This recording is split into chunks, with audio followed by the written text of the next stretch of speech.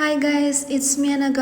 So ഇന്നത്തെ പരിപാടി എന്താ വെച്ചാൽ വിഷു ആയതുകൊണ്ട് അതിൻ്റെ ഒരു ചെറിയ വ്ളോഗ് എടുക്കാനാണ് ഉദ്ദേശിക്കുന്നത്. സോ ആദ്യം നമ്മുടെ മെയിൻ സംഭവമായ കൃഷ്ണനെ ഒന്ന് വൃത്തിയാക്കി വയ്ക്കാനുള്ള പരിപാടി കേട്ടോ. അതിൻ്റെ ഇടയിൽ ഈ ഫ്രൂട്ട്സൊക്കെ അങ്ങ് സെറ്റാക്കി വെച്ചിട്ടുണ്ട്. വെജിറ്റബിൾസ് നമ്മൾ എന്തായാലും കുറവാണ്.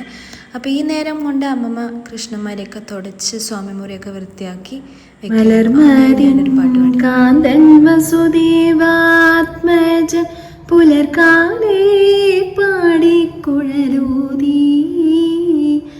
ചിലുചീലേന്നും കിലങ്ങും കാഞ്ചന ചിലമ്പിട്ടോടിവ കണി കാണാൻ. അങ്ങനെ പാട്ടൊക്കെ പാടി ഞങ്ങൾ ഉരുളിയൊക്കെ വെച്ച് അങ്ങ് സെറ്റാക്കി കേട്ടോ.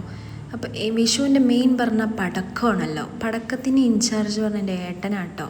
അപ്പോൾ ആളവിടെ പരിപാടി തുടങ്ങിയ ഞാൻ രണ്ടിൻ്റെയും നടുവിൽ പെട്ട് അവിടെയും വീഡിയോ എടുക്കുന്നുണ്ട്, ഇവിടെയും വീഡിയോ എടുക്കുന്നുണ്ട്. അപ്പോൾ മെയിൻ എന്താ പറയാനുള്ളത്? നമുക്ക് കണ്ണേട്ടിന്റെ പിന്നാലെ പറഞ്ഞ് ഞങ്ങൾ അതിൻ്റെ പിന്നാലെ പോയി. എന്തായാലും പറഞ്ഞ ബിൽഡപ്പ് ഉണ്ടോയെന്ന് അറിയണമല്ലോ നമുക്ക്. സംഭവം കണ്ടു നോക്കണേ. അപ്പോൾ അങ്ങനെ ഞങ്ങൾ വിളക്കൊക്കെ എടുത്ത് കമ്പിത്തിരി ഉണ്ടെങ്കിൽ നമുക്ക് അതിനെക്കുറിച്ച് സെറ്റാക്കും. അപ്പോൾ ഈ അമ്മമ്മ പേടിച്ചിട്ടാണോ അറിയില്ല ഉള്ളിൽ കയറി ഇരിക്കുന്നുണ്ട്. അപ്പോൾ മെയിൻ സാധനം ഇതാണ് ഗൈസ്. പക്ഷേ പറഞ്ഞ ബിൽഡപ്പ് ഒന്നും ഇല്ല സംഭവത്തിന്. ില്ല സോ മോഞ്ചൽ അറ്റ് പീക്ക്. അപ്പോൾ അതിൻ്റെ സങ്കടത്തിലാണോ അറിയില്ല, ചിരിച്ചിട്ട് നല്ല സന്തോഷത്തിൽ അടുത്ത പടക്കം എടുത്തു കേട്ടോ.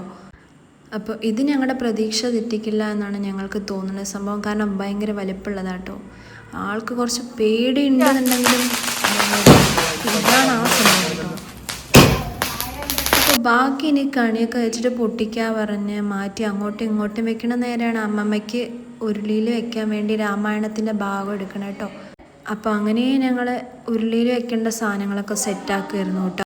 അങ്ങനെ എല്ലാം അമ്മമ്മയുടെ അടുത്തേക്ക് എത്തിച്ചിട്ടുണ്ട് കേട്ടോ. അതിൻ്റെ നേരമാണ് എൻ്റെ കണ്ണിന് എനിക്ക് ഓർമ്മ വന്ന് ഭയങ്കര സന്തോഷത്തിലാട്ടോ. കാരണം നാളെ എണീറ്റ് കണി കാണണം, ഒരു വൈബാണ്.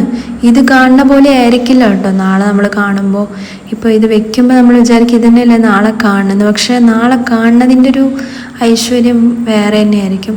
അപ്പോൾ ഓരോന്ന് ചെറുതായിട്ട് എല്ലാം വെച്ചിട്ട് സെറ്റാക്കണുണ്ട്. ഇതിൻ്റെ പാർട്ട് 2 നാളെ വരുന്നതായിരിക്കും ഗൈസ്. അപ്പോൾ ഏവർക്കും എൻ്റെ ഹൃദയം നിറഞ്ഞ വിഷു ആശംസകൾ. Bye bye.